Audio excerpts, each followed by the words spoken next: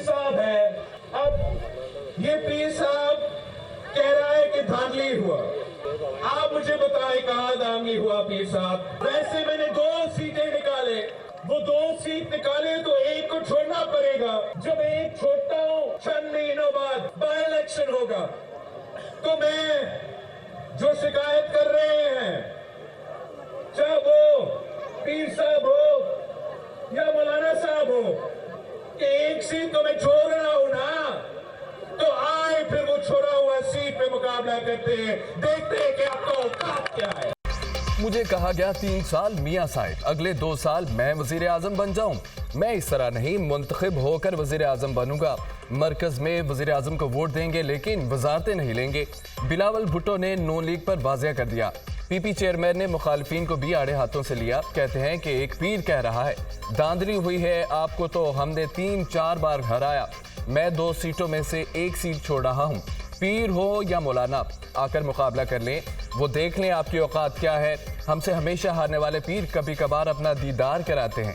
वो अपने मुरीदों को देकर समझते हैं इलेक्शन जीत जाएंगे। चारों सूबों में लगी आग को बुझाने के लिए एक बार फिर पाकिस्तान खप्पे का नारा लगाता हूँ। मुल्क में आमराना निज़ाम लाने की कोशिश की तो सख्त मज़ामत करेंगे। सिंध में हुकूमत फॉर्म 45 की बुनियाद पर बनेगी। पीपल्स पार्टी का वोट लेना है तो वजारतें नहीं, सिंध के अवाम को मंसूबे दें। सदारती इलेक्शन में आसिफ जरदारी पीपल्स पार्टी के उम्मीदवार होंगे। बिलावल भुट्टो का ठट्ठा में योम तशक्कुर के जलसे से खिताब।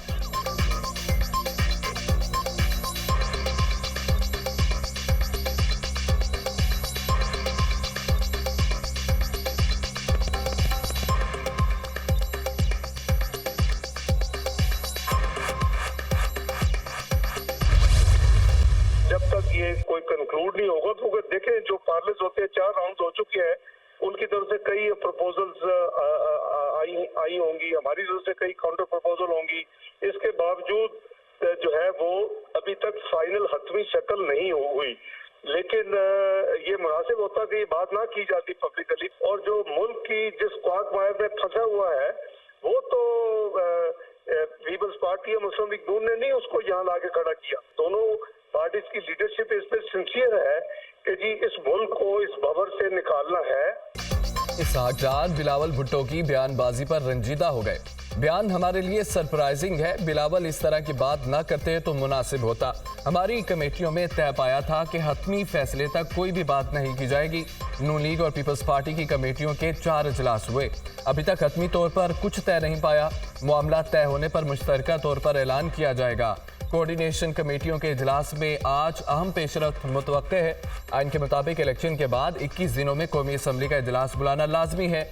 उम्मीद है इससे पहले मामला तय कर लेंगे। सेनेटर इसहाक डार की दुनिया न्यूज से गुफ्तगू।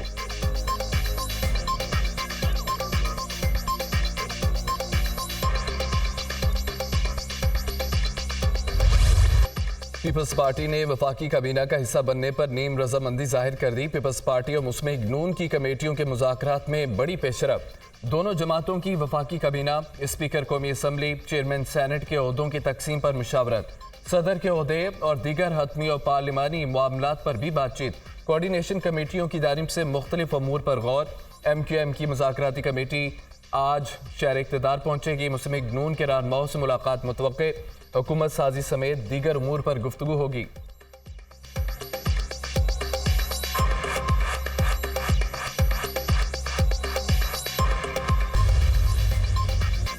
और नामजद वज़ीर आला पंजाब मरियम नवाज पंजाब की ब्यूरोक्रेसी के साथ खड़ी हो गई। अफसरान घबराएं ना धमकियों से मरूब हों, कानून के मुताबिक अपने फ़राइज़ अंजाम दें। अफसरान की सलामती को ख़तरे में डाला गया तो आनी हाथों से निपटा जाएगा।